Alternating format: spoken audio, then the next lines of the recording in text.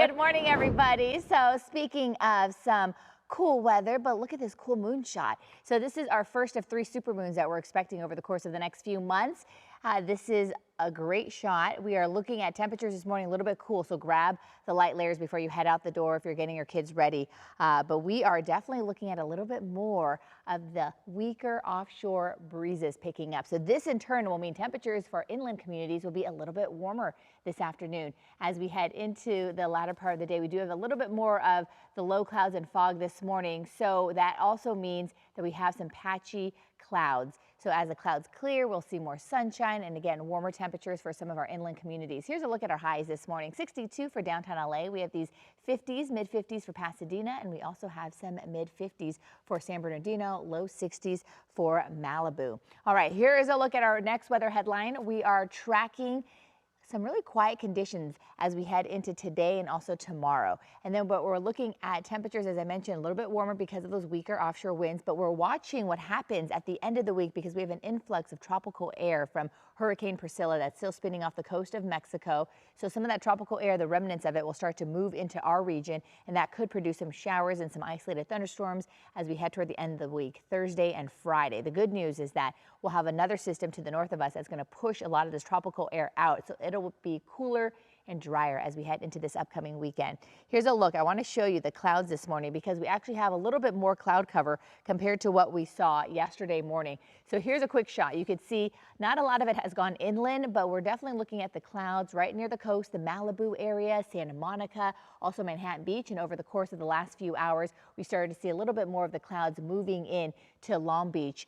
So we will start to see some clouds fill inland as well once the sun is slowly coming up, so around sunrise. But we're definitely looking at some clear conditions for the San Fernando Valley. Here's a look at Orange County. We have some clouds in Cypress. We have some clouds also in Anaheim. We're starting to see a little bit more of the clouds move inland to areas like the Santa Monica, the foothills, Santa Ana Mountain foothills, and then it kind of just stops right before we get to Yorba Linda. So we're not dealing with any clouds inland for the Inland Empire.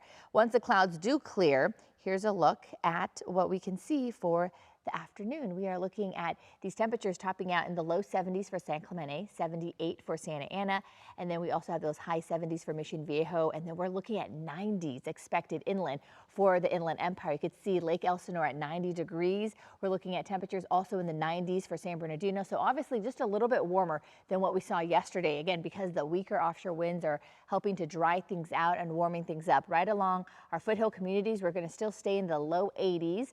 And then for the Woodland Hills area, we're also looking at temperatures topping out in the low 90s.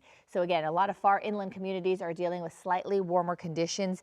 And then we are looking at temperatures staying about the same. So again, not much going on as we head into tomorrow, maybe just a little bit cooler. But what we're really watching for is that system at the end of the week where we could see a chance of these showers and also isolated thunderstorms. So downtown LA has a smaller chance than some of the valleys or the Inland Empire.